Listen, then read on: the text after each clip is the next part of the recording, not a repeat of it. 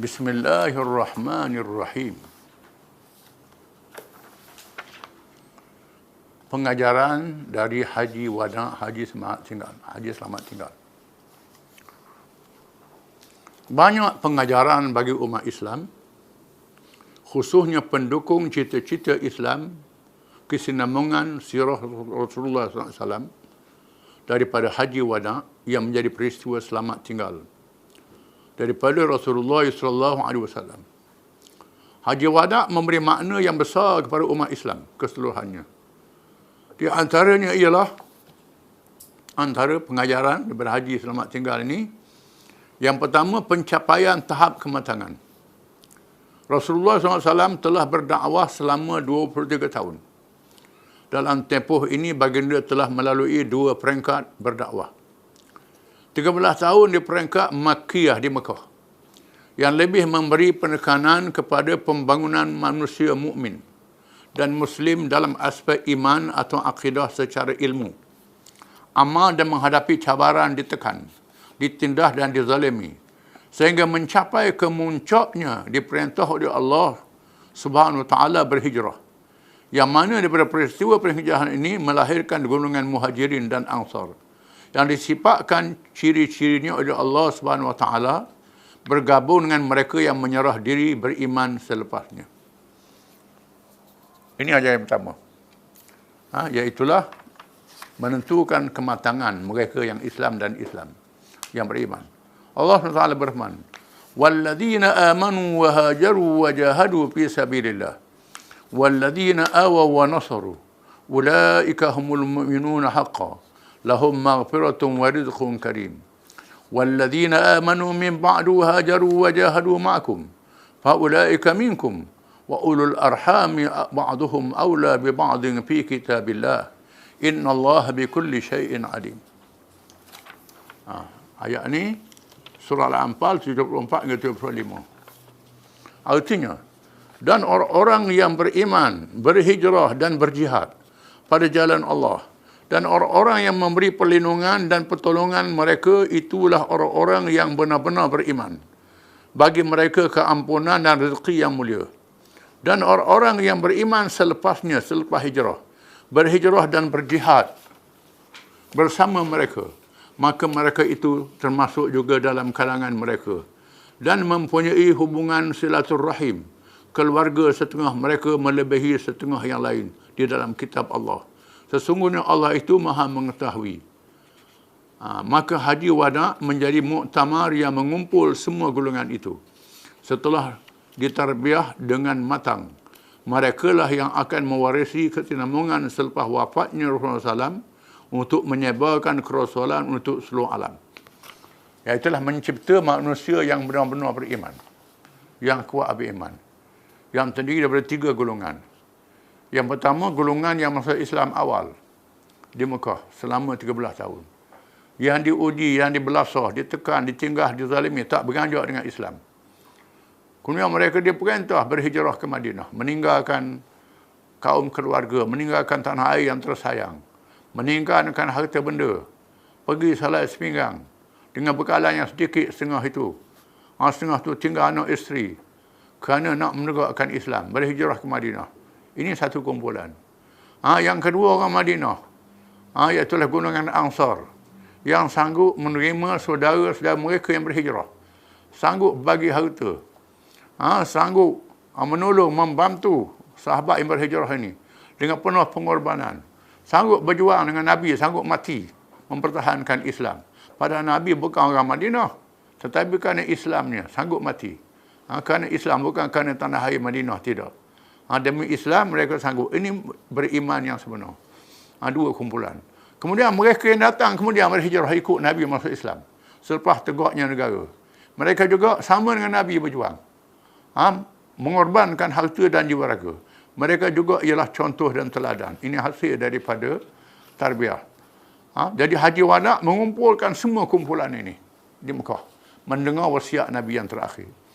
Yang kedua, tarbiyah fardiyah, tarbiyah individu perseorangan.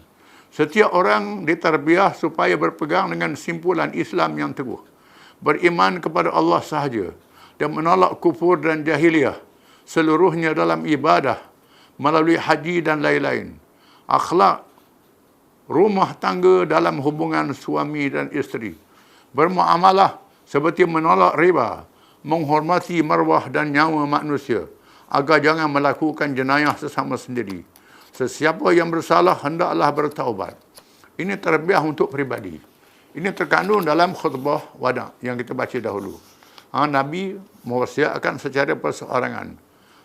Berpegang dengan ajaran Islam, akhlak yang mulia, termasuklah hubungan suami isteri, termasuklah muamalah antara satu sama lain, mesti ikut Islam. Ini terbiah secara individu perseorangan. Yang ketiga, tarbiyah mujtama', tarbiyah masyarakat. Bersaudara sesama Islam dengan sekuat-kuatnya dan sesama manusia, tanpa mengira bangsa yang dijelmakan di dalam pergaulan di musim haji, dan bernegara dengan syariat Allah yang bersumberkan kitab Allah dan sunnah Rasulnya sallallahu alaihi wasallam yang disebut di dalam khutbahnya. Yang ketiga ialah mendidik masyarakat dalam sebuah negara yang berdaulat, yang terkandung di dalamnya berbagai-bagai manusia daripada berbagai bangsa, latar belakang, taraf kehidupan mereka.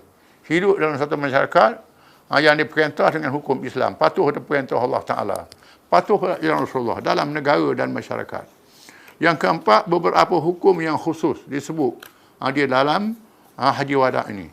Di dalam peristiwa ini diajar secara khusus hukum hakam yang berkait dengan ibadah haji, bersalat, berzikir dan berdoa, serta bermunajat kepada Allah dan watah pergaulan dan berdisiplin dalam semua perkara. Nabi sebut, khudu anni manasikakum. Ambil daripada aku cara aku buat ibadah haji. Tengok aku buat macam mana. Nabi suruh tengok cara Nabi buat haji. Jadi ibadah haji diajarnya. Setelah diajar ibadat semayang, ibadat yang lain. Berdoa, bermunajat, semua diajar. Hukum hakamnya. Khusus bagi hukum diri dan khusus bagi disiplin dalam pergaulan hidup sesama manusia. Dengan hukum syariat yang diajar oleh Allah Ta'ala. Tahun ke-11 menanti ajal kewafatan. Rasulullah SAW yang pulang daripada menunaikan haji, yang menjadi rukun Islam yang kelima itu, kelihatan tenang sahaja setelah menghayati perjuangan yang sangat berjaya dengan cemerlang dan melahirkan generasi yang sangat boleh diharap untuk menyambung perjuangan.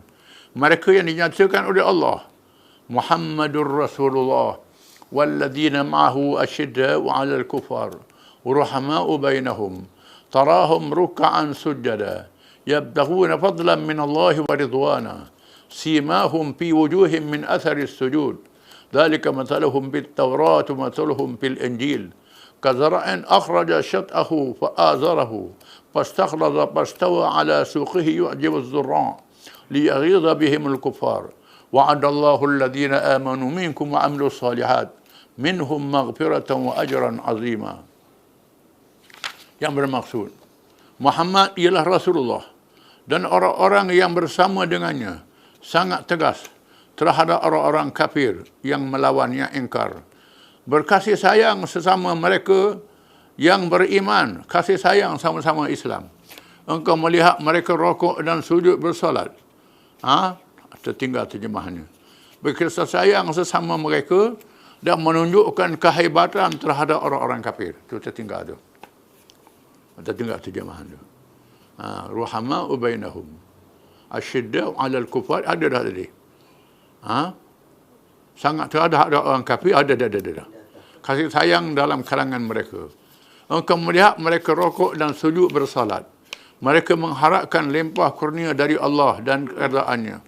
Tanda-tanda mereka terletak pada muka-muka kesan sujud. Demikianlah sifat mereka tersebut dalam kitab Taurah dan Injil. Disebut dalam kitab Taurah dan Injil. Sifat Nabi dan sahabat-sahabat dia. Diumpamakan laksana pokok yang mengeluarkan anak. Lalu anak yang memenuhi pokok itu menyuburkannya.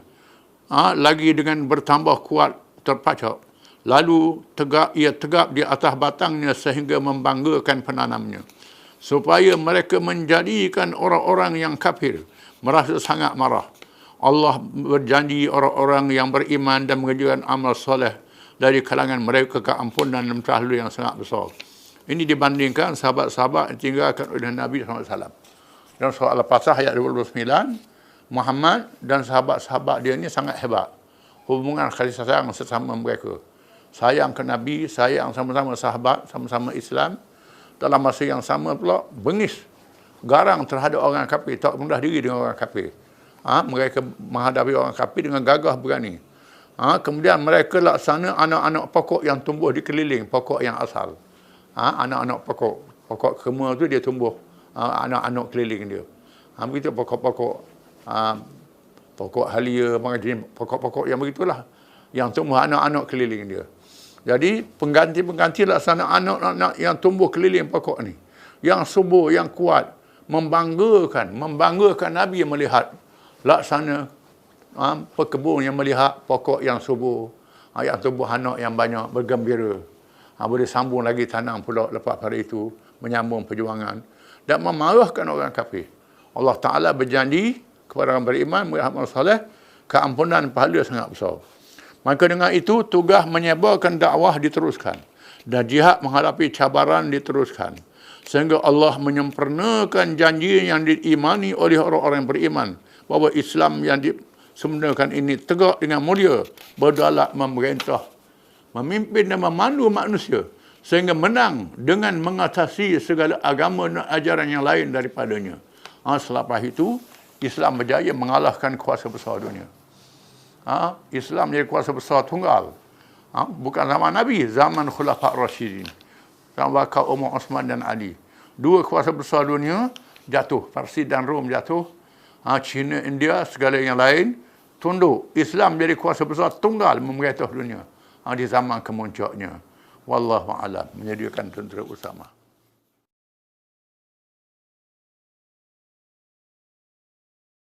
Bismillahirrahmanirrahim. Menyediakan tentera Usama. Ini antara peranan terakhir yang dilakukan oleh Nabi SAW. Iaitulah menyediakan pasukan tentera yang dipimpin oleh Usamah bin Zaid radhiyallahu anhuma, cucu angkat Nabi, yang Nabi sangat sayang. Usianya masih terlalu muda. Rasulullah SAW tidak melupai peristiwa Mu'tah yang menyebabkan ramai sahabatnya gugur syahid. Terutamanya Zaid bin Harithah, anak angkat kesayangannya. Perang Mu'tah yang berlaku di sempadan dengan Syam, dengan Rom Timur. Peperangan yang besar, yang hebat, menggugurkan sahabat-sahabat pahlawan. Zaid bin Harithah, Abdullah bin Rawaha, Ja'far bin Abi Talib radhiyallahu anhum. Zaid bin Harithah ialah anak angkat Nabi yang asalnya hamba pada Khadijah, dimerdekakan, masuk Islam, jadi anak angkat Nabi. Zaid bin Harithah. Abdullah bin Rawaha seorang sahabat dari kalangan Ansar, kalangan penduduk Madinah. Ja'far bin Abi Talib ialah sepupu Nabi, adik-beradik Sayyidina Ali. Adik-beradik Sayyidina Ali, sepupu Nabi. Tiga orang ni pahlawan yang terbilang. Yang terbilang, yang tidak undur menghadapi Rom, yang kita baca kisahnya dahulu, musuh yang berpuluh-puluh kali ganda ramai daripada tentera Islam. Sehingga Nabi dah pesan kalau Zaid gugur syahid diganti oleh Abdullah bin Rawaha. Abdullah bin Rawaha gugur, ganti Ja'far bin Abi Talib. Bila Ja'far gugur, lalu Nabi kata, tampil satu pedang daripada pedang Allah. Ya Khalid bin Al-Walid radhiyallahu an muncul mengambil alih memimpin tentera dan mengatur strategi. Dengan kepintaran Khalid bin Walid, tentera Islam yang sedikit jumlahnya dapat mengundurkan tentera Rom dan berundur balik ke Madinah. Berundur balik tak kejar kerana jumlah mereka sangat kecil. Tak kejar. Balik semula ke Madinah. Berbalik ke Madinah, orang pun pelekeh. Mengapa berundur? Nabi kata bukan berundur. Bukan berundur. Itu melangkah mengambil strategi untuk berperang lagi. Bukan berundur kerana musuh berlipat kali ganda. Besar, 10 kali ganda. Seorang lawan 70, lawan 100. Tapi tentera dapat diselamatkan dengan kepintaran Khalid bin Walid radhiyallahu anhu yang kita baca kisahnya. So, hubungan Rasulullah SAW membentuk bala tentera yang berjumlah 3,000 orang anggota yang diketuai oleh Usamah bin Zaid supaya memerangi musuh yang membunuh bapanya dalam peperangan Mu'tah. Dilantik Usamah jadi panglima tertinggi tentera untuk menyerang musuh yang pernah membunuh ayah dia, Zaid bin Harithah radhiyallahu anhu.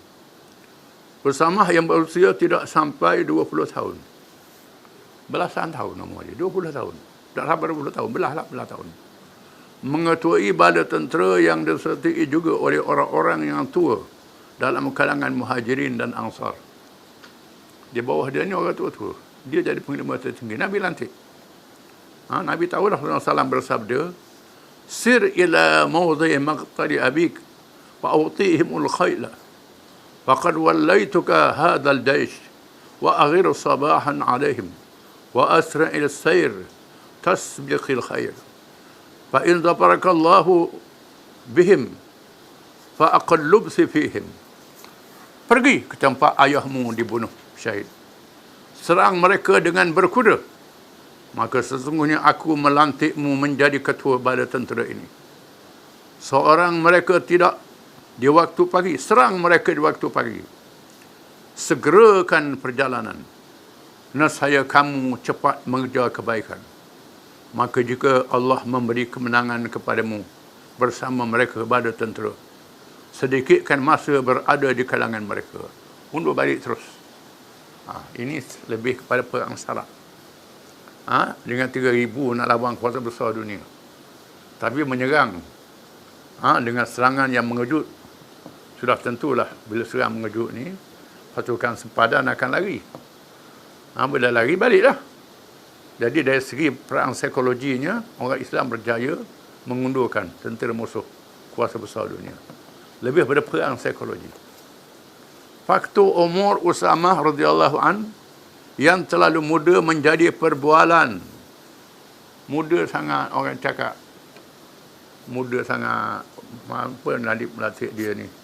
Umur dah 80 tahun.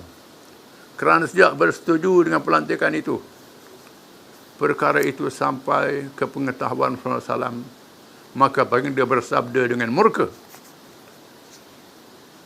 "In tata'anu fi imarati faqad ta'antum fi imarati abihi min qablu wa ayyimallahi in kana khaliqan lil imarah wa in kana min ahabbin nasi ilayya wa in hadha la min ahabbin nasi ilayya ba'dah." Nabi kata, jika kamu tidak puas hati dia menjadi ketua, maka sesungguhnya kamu pernah tidak puas hati ketika ayahnya menjadi ketua. Nabi kata. Pak ayah dia bekas hamba. Semangat bangsawan masih ada masa itu. Nabi latih ayah Zaid jadi ketua. Demi Allah, dia diciptakan untuk menjadi ketua. Dia orang yang paling aku kasihi. Dan sesungguhnya inilah orang yang paling aku kasihi, kata Nabi. Aku sayang dia. Aku sayang. Latih jadi ketua suruh pergi perang. Patutnya sayang suruh pergi perang lah. Ini suruh pergi perang. Aku sayang untuk mendapat kelebihan jihad fisabilillah. Bendera tentera Islam diserahkan ke tangan Usamah dengan tangan baginda sendiri. Serah bendera dengan tangan sendiri. Tentera Usamah keluar meninggalkan Madinah di bulan Safar, tahun ke-11 Hijrah. Mereka berkhemah untuk sementara di luar pinggir Madinah, di tempat bernama Al-Jaraf. Perjalanan ditangguhkan dan mereka menunggu di situ apabila mendengar bahawa Rasulullah SAW dalam keuturan. Berhenti. Dengar Nabi uzur. Berhenti dengar. Tapi tak balik. Nabi suruh pergi. Undur. Tak tahu berita Nabi lagu mana ni. Pelantikan Usamah menunjukkan bahawa kelayakan menjadi ketua ialah kebolehan seseorang. Dan keberaniannya serta pengorbanan. Bukannya umur menjadi ukuran. Begitu juga baka dan keturunan tidak dijadikan syarat kelayakan yang penting. Tindakan ini juga bagi menggalakkan golongan muda tampil ke hadapan, melayakkan diri mereka, bersungguh-sungguh untuk mencapai kejayaan, melayakkan diri di medan perjuangan, dan menanggung tugas-tugas yang besar, berat, lagi mencabar. Umur tak jadi faktor. Yang penting kebolehan seseorang. Nabi menggalakkan orang muda yang ada kebolehan tampil ke hadapan. Jangan takut. Boleh jadi pemimpin. Walaupun tentera ini tidak dapat meneruskan tugas dengan kewafatan Rasulullah SAW, ia juga menjadi tentera pertama yang digerakkan untuk berjihad oleh Abu Bakar radhiyallahu anhu. Bila Nabi wafat, kita akan baca kisahnya. Abu Bakar masa itu berlaku murtad. Kabilah Arab murtad. Madinah dikepung oleh kabilah Arab yang murtad, yang besar jumlahnya. Lalu orang suruh tarik balik tentera Usamah ni. Kerana Madinah dalam keadaan bahaya. Berkata, tidak. Berkata, tidak. Terus Rasulullah suruh pergi. Pergi. Ini Abu Bakar pula menunjukkan kepintarannya. Pergi. Pergi. Rasulullah suruh pergi. Pergilah. Orang murtad, biar orang lain hadap. Padahal negara dalam keadaan bahaya. Abu Bakar suruh. Orang takut suruh Sayyidina Umar. Jumpa Abu Bakar pujuk. Dah suruhlah tentera ni, kita dalam bahaya. Sayyidina Umar ditengkeng oleh Abu Bakar. Kata-kata yang terkenal, ajabarun fil jahiliyah, jabanun fil Islam. Masa jahiliyah mu samsing, masa Islam mu penakut, kata Abu Bakar pada Sayyidina Umar. Terduduk Sayyidina Umar. Lalu Abu Bakar mengarahkan tentera Usamah pergi. Bila Usamah pergi, walaupun pergi saja, ini menggerunkan orang-orang yang murtad. Menandakan Islam masih kuat. Ini perang psikologi. Masuk perang psikologi. Dalam suasana Madinah dikepung pun berani lagi nak lawan Rom ni. Ini. Tentera tu 3,000 je. Di Madinah ramai lagi. Tapi satu perang psikologi. Perang semangat. Perang saraf. Musuh menyedari Islam masih kuat. Kuat lagi Islam ni. Dan kita akan baca kisahnya dalam cerita Khalifah Abu Bakar radhiyallahu anhu. Wallahu a'lam.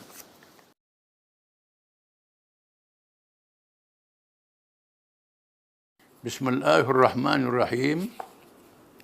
Bab ke-10, kewafatan Rasulullah sallallahu alaihi wasallam. Mula-mula kedatangan tanda-tanda kewafatan. Ada tanda-tanda dulu. Sakit dan usia tua menjadi tanda-tanda biasa hampirnya ajal yang ditetapkan oleh Allah ke atas seseorang hamba-Nya. Bila umur tua, maknanya kau dekat mati lah. Bukan kau tua, kau lambat mati tak. Bila kau tua, dekat mati. Begitulah juga dengan Rasulullah SAW, di mana baginda mengalami kesakitannya yang tenat di akhir bulan Safar atau awal Rabiul Awal tahun yang ke-11 Hijrah. Allah Subhanahu Wa Taala telah mengurniakan beberapa isyarat yang menandakan perkara tersebut melalui Al-Quran dan hadis yang disabdakan oleh Rasulullah SAW. Tuhan turun ayat menandakan Nabi ada ajalnya. Di antara ayat Al-Quran ialah firman Allah Subhanahu Wa Taala, وَمَا مُحَمَّدٌ إِلَّا رَسُولٌ قَدْ خَلَتْ مِنْ قَبْلِهِ الرُّسُلُ أَفَإِنْ مَاتَ أَوْ قُتِلَ انقلبتم عَلَى أَعْقَابِكُمْ وَمَنْ يَنقلب عَلَى عَقِبَيْهِ فَلَنْ يَضُرَّ اللَّهَ شَيْئًا وَسَيَجْزِي اللَّهُ الشَّاكِرِينَ. Surah Al-Imran ayat 144. Dan Muhammad itu tidak lain melainkan seorang rasul, telah berlalu sebelumnya oleh rasul-rasul yang lain. Adakah jika sekiranya ia mati atau dibunuh, kamu berpaling tadah menyeleweng, dan sesiapa yang berpaling tadah menyeleweng, maka dia tidak dapat memberi apa-apa mudarat terhadap Allah sedikit pun, dan Allah akan memberi ganjaran kepada orang-orang yang bersyukur. Memberi isyarat. Nabi-nabi zaman dulu mati. Maka mu juga, wahai Muhammad, mati juga. Wahai umat Muhammad, Nabi mati macam Nabi-Nabi zaman dulu. Tuhan tanya, sekiranya Nabi mati, adakah kamu tinggal Islam? Kamu tinggal Islam? Allah Ta'ala beri amaran. Barang siapa yang murtad meninggalkan Islam, dia tidak memberi mudarat apa-apa kepada Allah. Mudarat tu kena atas kepala dia sendiri. Menimpa diri sendiri. Allah Ta'ala tak ada siapa yang beri mudarat. Macam Nabi Musa kata ke kaum dia, In takfuru antum wa man fil ardi jami'an fa inna Allah ghaniyyun hamid. Jika sekiranya kamu, wahai Bani Israel, pakat kafir belaka, dan semua manusia pakat kafir belaka, Allah Ta'ala maha kaya lagi maha terpuji. Tak ada apa-apa Allah Ta'ala. Nabi Musa beri amaran ke umat dia. Yang pada seluruh manusia, kalau penduduk yang ada dalam muka bumi ni pakat tak percaya Tuhan mereka, Tuhan begitulah juga. Tetap maha berkuasa, tetap Tuhan. Tak luak, tak jatuh sedikit pun mudaratnya menimpa mereka yang kafir itu. Begitulah kalau sekiranya Nabi kamu mati, Nabi tak ada dah, mu tinggal Islam, kamu akan timalah padanya. Allah Ta'ala tak ada apa-apa. Menandakan bahawa Nabi akan mati, akan tiba masanya untuk mati. Firman Allah Subhanahu Wa Ta'ala, Innaka mayyitun fa innahum mayyitun. Surah Az-Zumar. Ayat Az-Zumar tu, Az-Zumar ayat 30. Sesungguhnya engkau wahai Muhammad akan mati dan mereka juga akan mati. Engkau wahai Muhammad akan mati. Bila tiba masa akan mati dan mereka juga akan mati. Semua yang hidup akan mati. Menandakan Nabi akan mati, tak hidup selama-lama. Firman Allah Subhanahu Wa Ta'ala, Wa ma ja'alna li basharin min qablika al-khuld afa im mutta fahumul khalidun kullu nafsin dha'iqatul maut wa nabluukum bisyarri wal khairi fitratan wa ilayna turja'un. Dan kami tidak menjadikan seseorang manusia sebelummu kekal di dunia. Maka kalau engkau kalau engkau juga mati, adakah mereka akan hidup selama-lamanya? Tiap-tiap diri akan merasai mati. Dan kami menguji mereka dengan kebaikan dan kejahatan, kesusahan dan kesenangan. Dan kepada kamilah kamu semua akan dikembalikan. Menandakan tiap-tiap manusia akan mati, termasuklah dirimu wahai Muhammad sallallahu alaihi wasallam. Allah Ta'ala uji di alam dunia. Alam dunia tempat ujian. Sama ada buat baik, buat jahat. Pilih baik, pilih jahat. Ikut baik, ikut yang benar, ikut yang salah. Ikut yang adil, ikut yang zalim. Allah Ta'ala uji. Kemudian Allah Ta'ala matikan, Allah Ta'ala panggil manusia kembali kepadanya untuk dibicarakan. Firman Allah, Al-yawma akmaltu lakum dinakum wa atmamtu alaikum ni'mati wa raditu lakumul Islam madina. Pada hari ini telah aku sempurnakan bagi kamu agama kamu. Dan telah aku cukupkan nikmatku kepada kamu. Dan telah aku redha Islam itu menjadi agama kamu. Al-Ma'idah ayat 3. Ayat ini menandakan Nabi akan mati. Bila Islam dah sempurna, cukup dah Islam, Allah Ta'ala panggillah Nabi. Banyak orang tak faham. Yang Abu Bakar faham. Sikit yang faham. Pada ayat ini diwahyukan, Umar radhiyallahu menangis kerana memahami isyarat hampirnya ajar Rasulullah SAW. Saya Umar menangis dengan ayat ini. Nabi nak mati dah. Firman Allah SWT, Iza ja'a nasrullahi wal fath, wa ra'aitan nasa yadkhuluna fi dinillahi afwaja, fasabbih bihamdi rabbika wastaghfir, innahu kana tawwaba. Apabila datang pertolongan Allah dan kemenangan, dan engkau melihat manusia masuk ke dalam agama Allah beramai-ramai, maka ucaplah tasbih dengan memuji Tuhanmu dan beristighfar kepadanya minta ampun. Sesungguhnya dia Tuhan yang maha menerima taubat. An-Nas ayat 1 hingga 3. Apabila Amir Mu'minin Umar radhiyallahu an bertanyakan Abdullah bin Abbas berkenaan ayat ini. Mengikut riwayatnya, saya nak tanya orang ramai. Apa makna ayat ini? Semua orang ramai jawab, menandakan Nabi buka Mekah, berjaya, menang. Jawab kot tu belaka. Tanya Abdullah bin Abbas, Abbas ni sahabat yang muda, sangat muda, tapi alim. Nak tunjuk bahawa alim ni bukan manusia umur tua. Ini ketokohan Ibn Abbas. Saya mau tanya Abdullah bin Abbas.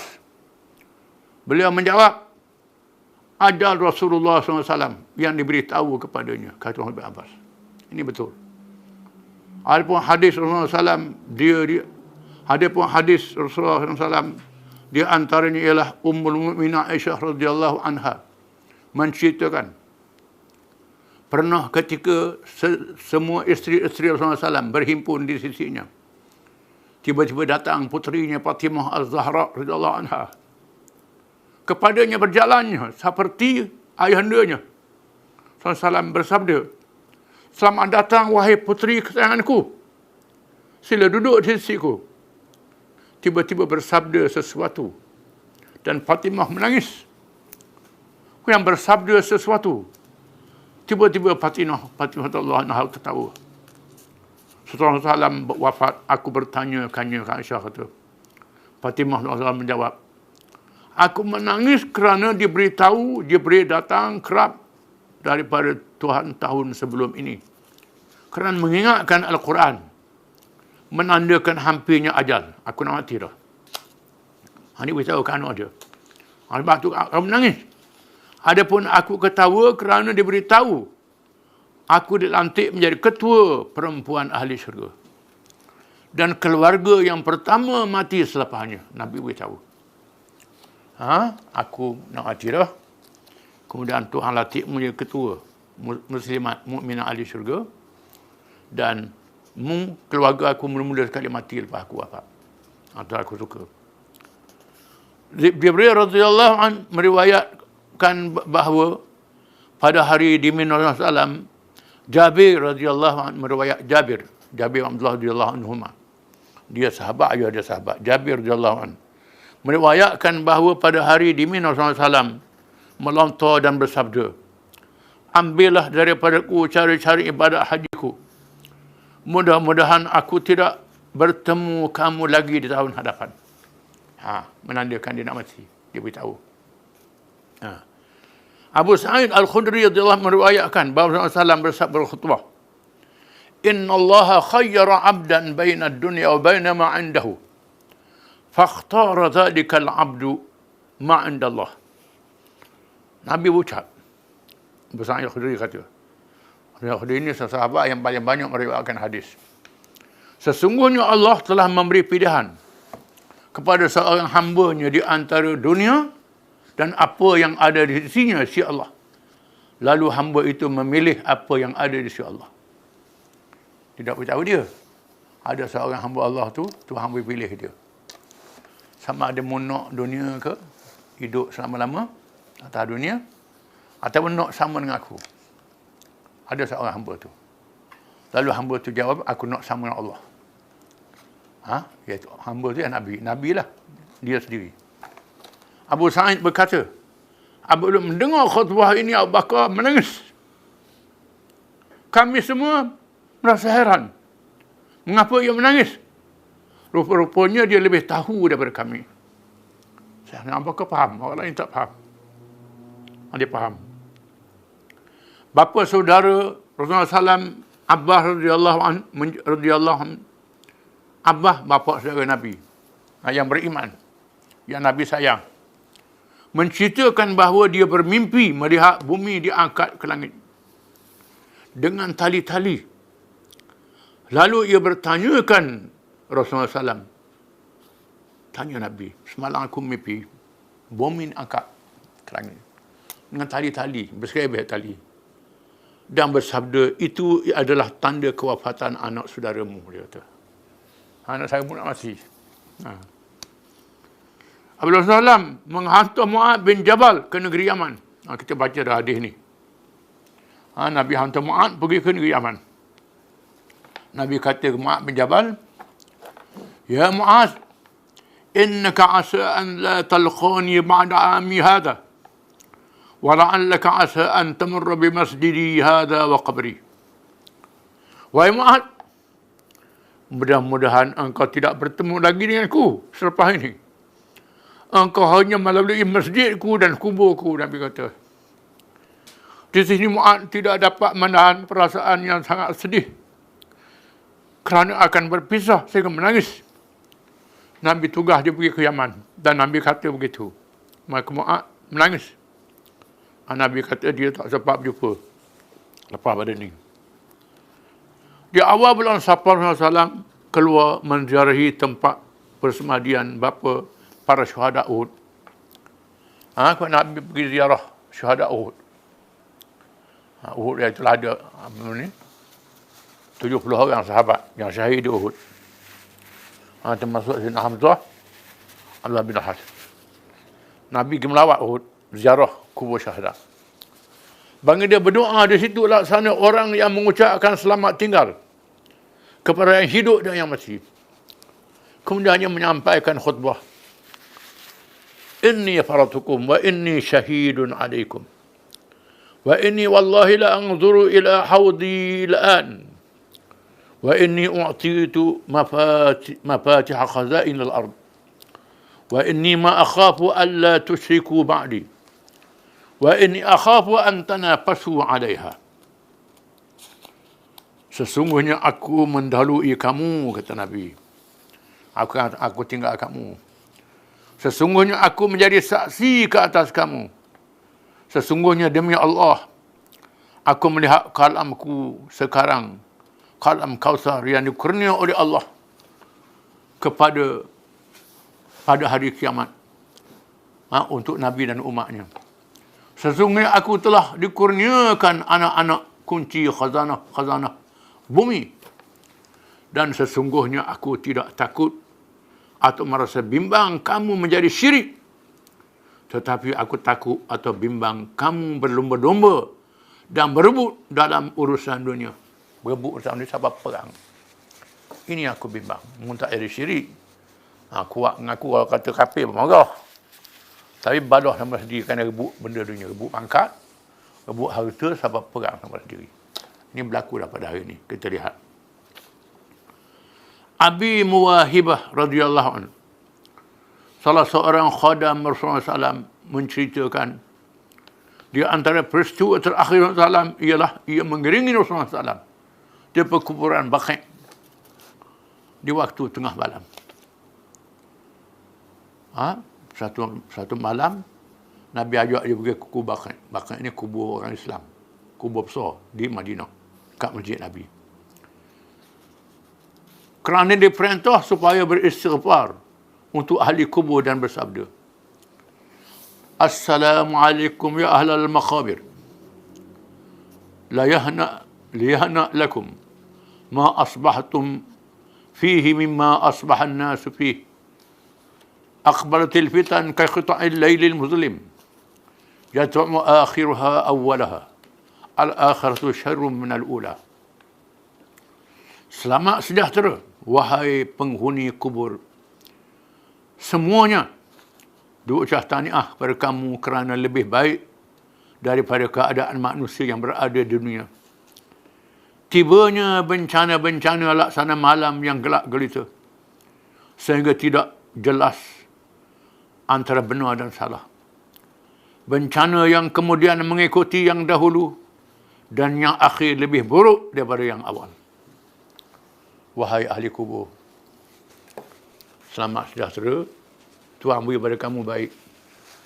Lepas mau tinggal, dunia akan jadi huru-hara. Makin hari makin buruk, bukan makin hari makin baik. Akan jadi makin buruk. Mu selamat daripada bencana. Sebab kamu mati, Nabi kata. Kemudian berpaling kepada Abi Mawahibah radhiyallahu anhu bersabda, Ya Aba Mawahibah, Ya Aba Muwahibah, inni qad utitu mafatih khazain ad-dunya wal khulda fiha thumma al-jannah Fakhayyartu wa baina liqa'i rabbi wal jannah. Wahai Abu Muwahibah, telah dia bawa kepadaku kunci-kunci segala khazanah dunia dan kekal di dalamnya. Kemudian dibawa syurga. Maka aku telah diberi pilih dengan bertemu Tuhan dan syurga. Dan aku telah diberi pilih. Dan aku pilih bertemu Tuhan dan syurga. Abu Muwahibah radhiyallahu anhu berkata, Abu Muwahibah kata, Muwahibah tu bi bukan. Bi abi anta wa ummi fakhudh mafatih khazain ad-dunya wal khuld fiha thumma al-jannah. Fakhudh mafatih khazain ad-dunya wal khuld fiha thumma al-jannah. Demi saya sayangkanmu lebih daripada ibu dan ayah saya, Rasulullah. Ambillah kunci-kunci segala pendaraan dunia, kekal di dalamnya dan syurga. Pilih dua-dua sekali. Tuan ibadat aku pilih sama ada menukkan khazanah dunia yang melempar ruah, syurga dan bertemu Tuhan. Lalu aku pilih syurga dan bertemu Tuhan, kata Nabi. Abu Bakar kata, wahai Rasulullah, saya sayang Rasulullah. Boleh tak pilih dua-dua? Pilih dua-dua. Hak dunia aku ambil, syurga dengan temu Allah aku ambil. Dua-dua sekali. Sabda salam. La wallahi ya Aba Muwahibah. Laqad irtadtu liqa'a rabbi wal jannah. Tidak, demi Allah, wahai Abu Muwahibah. Sesungguhnya aku memilih bertemu Tuhanku dan syurga. Nabi kata. Aku pilih mati dan bertemu Tuhan. Sebab tu ada hadis. Man ahabba liqa' Allah, ahabba liqa'ah. Barang siapa yang kasih bertemu Allah, Allah Ta'ala kasih bertemu dengannya. Ini yang dipilih oleh Nabi. Wallahu a'lam.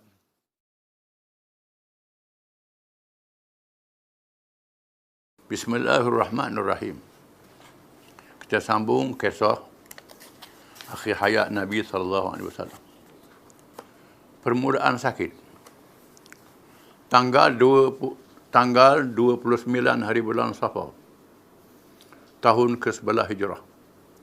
Pada hari Isnin, Rasulullah SAW menyaksikan jenazah di kubur Baqi'. Dalam perjalanan pulang, tiba-tiba Baginda Salam terasa sakit di kepala dan dihinggapi demam yang bertambah panas. Walaupun demikian, Baginda terus bersolat dalam keadaan sakit selama 11 hari. Apabila sakitnya bertambah tenang, Rasulullah SAW memohon keizinan daripada Ummahatul Mukminin, para isteri radhiyallahu anhunna, agar menetap di satu tempat sahaja kerana keuzuran. Ummahatul Mukminin menyerahkannya kepada Baginda untuk memilih mana-mana tempat yang Baginda suka. Maka Baginda SAW memilih di rumah Ummul Mukminin Aisyah radhiyallahu anha. Lalu dipapah oleh menantunya Ali bin Abi Talib radhiyallahu karramallahu wajhah dan sepupunya Al-Fadl bin Al-Abbas radhiyallahu anhu, dalam keadaan berbaluk kepala ke rumah Aisyah radhiyallahu anha. Ini peristiwa sakit. Rasulullah SAW mengadu sakit kepala dan bersabda secara bergurau. Bergurau pada Aisyah. Nabi kata, wa ma'alaiki law muttu qabli فقمت عليك وكفنتك وصليت عليك ودفنتك. Apakah pendapatmu kalau engkau mati sebelumku? Nescaya aku mengendalikan urusan jenazahmu. Aku mengapanmu, lalu aku bersolat ke atas jenazahmu dan aku mengubumikanmu. Nabi kata. Abu Bakar.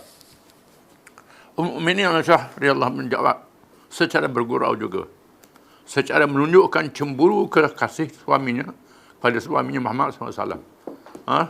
Sentiasa disinya. Wallahi, Aisyah kata, laka'anni bika law fa'altu dhalik laqad raja'ta ila baiti fa'arasta fihi bi ihda nisa'ik. Demi Allah, seolah-olah kalau engkau melakukan begitu, engkau kembali ke rumahku, lalu bersama di dalamnya bersama dengan salah seorang dari kalangan isteri-isterimu. Aisyah kata. Aisyah berkata, boleh kena isteri lain pula lah, bila sihat ni. Setelah diam, tidak menjawab. Ini Di saat-saat dia uzur. Dia pergi ke masjid lagi. Dan akhirnya dia minta dengan isteri dia supaya duduk di satu rumah saja. Bilik Aisyah radhiyallahu anha. Abu Bakar menjadi imam. Setelah dirasa terlalu uzur dan tidak berupaya ke masjid, maka Rasulullah mengarahkan supaya Abu Bakar radhiyallahu an mengimamkan salat berjamaah. Lalu dia suruh Abu Bakar jadi imam, ganti dia. Tak pergi masjid kerana terlalu uzur. Aisyah berkata, "Wahai Rasulullah, Abu Bakar seorang yang lembut hati. Apabila ia berada di tempatmu, ia menangis kerana sedih dan tidak boleh mengimamkan orang ramai." Aisyah kata ayuh dia Abu Bakar ni hati lembut. Kalau dia jadi imam, dia menangis. Tak boleh, ganti orang lain lah. Dia menangis tengah semayang. Sabda Rasulullah, "Inna kunna sawahibu Yusuf. Murru Abu Bakrin. Fal yusalli bin nas." Kamu semua laksana perempuan-perempuan yang menggoda Nabi Yusuf. Perintahkan Abu Bakar supaya bersolat mengimamkan orang ramai. Nabi keras suruh Abu Bakar jadi imam. Tak layan rayuan isteri Aisyah radhiyallahu anha. 5 hari sebelum wafat. Hari Rabu 5 hari sebelum wafat. Kepanasan jasad Rasulullah meningkat tinggi sehingga pitam. Lalu diperintah supaya disiram ke atas jasadnya 7 kali dengan air daripada beberapa telaga. Setelah terasa agak ringan, Rasulullah SAW keluar ke masjid dalam keadaan kepala berbalut. Lalu naik ke atas mimbar dan menyampaikan khutbah. Demam dia makin panas sehingga pitam. Lalu disuruh mandi dengan air daripada beberapa telaga. Ambil daripada telaga banyak. Kerana Nabi penuh kena sihir. Nabi pula penuh kena racun. Kesan-kesan tu ada pada diri Nabi SAW. Jadi dia suruh ambil daripada telaga yang banyak untuk jadi ubat. Dan memang air bercampur dengan tanah ni jadi ubat. Dan mandi. Segar sikit. Lalu naik ke atas mimbar dan menyampaikan khutbah dengan bersabda orang ramai yang mengelilinginya. La'natullah ala al-yahudi wal nasara. Ittakhadhu qubur anbiya'ihim masajid. Allah melaknat orang-orang Yahudi dan Nasrani. Mereka menjadikan kubur nabi-nabi mereka masjid, di mana bersolat menyembahnya. Ini wasiat, jangan sembah kubur aku. Ini Nabi, ini orang Yahudi kerja. Seterusnya baginda bersabda lagi, la tattakhdu qabri wathanan yu'bad. Janganlah kamu jadikan kuburku berhala yang dia sembah. Jangan sembah kubur aku. Dan meneruskan sabdanya dengan mendedahkan diri untuk dihukum.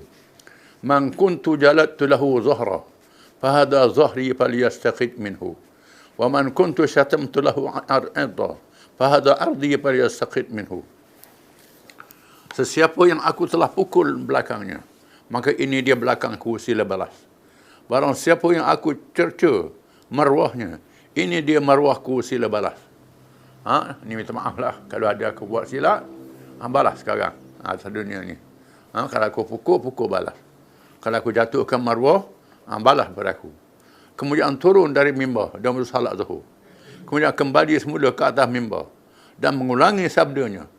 Dan beberapa perkara lain. Seorang yang hadir berkata, saya ada mempunyai 3 dirham di sisi Rasulullah SAW yang belum dijelaskan. Orang tu kata, ada 3 dirham nak bagi saya. Nabi tak bagi lagi. Dan lagi. Ada orang yang begitu. Lalu baginda bersabda, wahai Al-Fadhal, berikan kepadanya. Suruh pupu dia bayar. Kemudian meneruskan sabdanya yang merupakan wasiat. Usikum bil ansar, fa innahu karsi wa aibi. وقد قضوا الذي عليهم وبقي الذي لهم فاقبلوا من محسنهم وتجاوزوا عن مسيئهم. Aku berpesan kepada kamu berlaku baik terhadap golongan Ansar. Mereka adalah yang sangat rapat denganku. Lagi amanah, mereka telah menunaikan tanggungjawab mereka dan masih ada hak yang menjadi milik mereka yang wajib ditunaikan. maka terimalah kebaikan mereka dan maafkan kesilapan mereka. Pesan sahabat dia supaya menghormati golongan Ansar, iaitu penduduk Madinah, yang menyokong perjuangan dia, orang Madinah, yang berbaiat, yang sanggup mati dengan Nabi. Walaupun mereka bukan keluarga Nabi, tapi mereka adalah orang yang setia pada Nabi. Serah tanah air, serah harta, serah jiwa raganya untuk mempertahankan Islam. Oleh kerana itu, kalau mereka buat salah, maafkan mereka. Terima kebaikan mereka. Mengikut satu riwayat yang lain, ditambah dengan bersabda, Innal ladhina yakthurun, inna an-nasa yakthurun, wa taqillu al-ansar, hatta yakunu kal milh bita'am.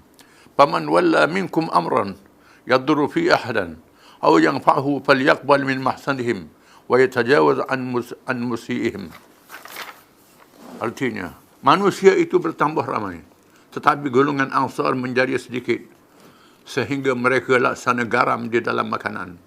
Maka siapa dalam kalangan kamu dilantik mengendalikan urusan memimpin, seorang dari kalangan Ansar, melakukan perkara yang mudarat buruk atau memberi manfaat baik, maka terimalah kebaikan mereka dan maafkan kejahatan mereka.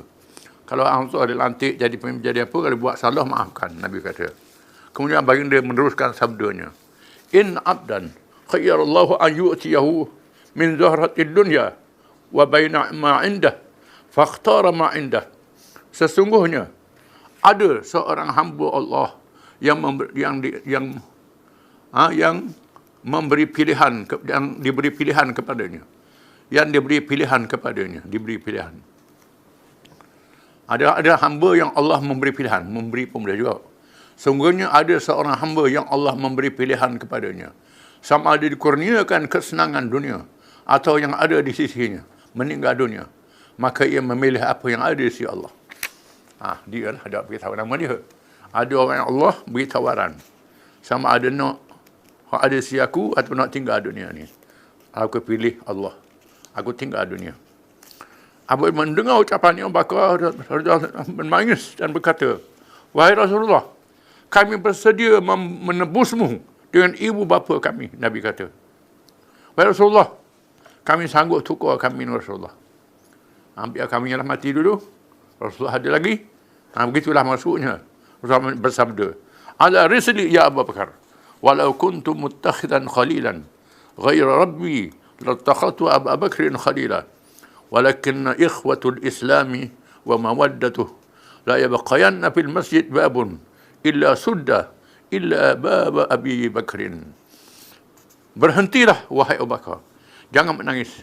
Kalau aku mengambil teman tersayang selain Tuhanku, aku jadikan Abu Bakar teman tersayangku, tetapi sekadar persaudaraan Islam dan kasih sayangnya. Tiada tinggal lagi pintu masjid ini, malaikat ditutup, malaikat pintu Abu Bakar. Menunjukkan Allah Ta'ala sentiasa membuka kebajikan kepada Abu Bakar radhiyallahu anhu. Hari yang keempat, wallahu alam. Sama-sama lagi. Hari yang keempat. Hari Khamis hanya 4 hari belum wafat. Keadaan Rasulullah SAW bertambah tenat.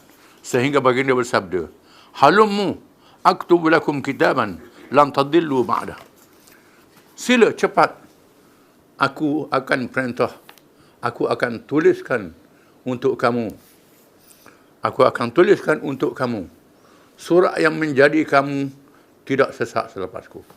Nabi suruh buat satu surat. Tulis apa aku nak pesan. Dalam keadaan yang makin tenang. Terhenti sabdanya. Di masa itu Umar radhiyallahu berada di sisinya dan berkata salam dalam keadaan kesakitan. Di sisi kamu sudah ada Al-Quran. Cukuplah untuk kamu kitab Allah itu. Kata Sayyidina Umar. Para ulama meriwayatkan 3 wasiat akhir baginda SAW, iaitu yang pertama, keluarkan Yahudi, Nasrani dan musyrikin dari semenanjung Arab. Maknanya orang Yahudi, orang musyrikin, Kristian tak boleh bermukim di semenanjung Arab. Semenanjung Arab ni ialah melepati Arab Saudi, negeri-negeri Teluk yang ada pada hari ini. Jadi bila negeri-negeri ini membenarkan orang bukan Islam bermukim, menetap, buat rumah ibadat pula, ini sudah melanggar wasiat Nabi SAW. Itu antara tanda akhir zaman. Tanda kan sudah berlaku. Di mana orang Arab benar buat kuil, buat macam-macam. Mula-mula ambil pekerja-pekerja bukan Islam. Bekerja Melayu Arab. Kemudian menetap. Buat rumah ibadat pula. Rumah ibadat Yahudi ada, gereja pun ada. Kuil pun ada. Ini sudah. Sudah melanggar apa yang Nabi pesan. Yang kedua, benarkan rombongan datang seperti biasa. Rombongan datang tak apa. Mukim tak boleh. Terdapat kekhilafan. Ada yang menyatakan berpegang teguh dengan kitab Allah dan sunnah. Yang ketiga ni. Ada yang menyatakan laksanakan penghantaran tentera yang dikutip oleh Usama. Ada yang menyatakan ingat jangan tinggal bersalat dan berlaku baik terhadap hamba. Yang ketiga ni ada khilaf ulama. 3 perkara ni. Hak 2 perkara tu tak ada khilaf lagi. Iaitulah yang pertama, keluarkan Yahudi musyrikin dari semenanjung Arab. Ini yang pertama. Yang kedua, rombongan boleh datang, jumpa. Boleh diizinkan. Itu yang kedua. Yang ketiga, khilaf ulama. Di hari ini Rasulullah SAW bersalat juga di masjid. Sehingga salat maghrib dengan membaca surah Al-Mursalat.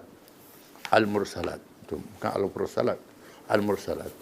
Apabila tiba waktu isyak, keadaan baginda semakin tenang sehingga pitam beberapa kali dan baginda terus bertanya, adakah orang ramai telah bersolat? Mereka menunggu juga sehingga beberapa kali hitam. Akhirnya memerintah Abu Bakar mengimamkan salat isyak. Bakar imamkan salat isyak. Di sini ada satu perkara yang berkait dengan hukum. Dia wayakkan satu masa dia mari dalam keadaan Abu Bakar jadi imam. Jadi bila Abu Bakar tengok Nabi mari, Abu Bakar undur ke belakang suruh Nabi jadi imam. Nabi isyarat, Abu Bakar undur juga. Ini timbul khilaf ulama. Adakah boleh seseorang itu tengah sembahyang nak ikut imam? Dia tengah sembahyang, munfarid.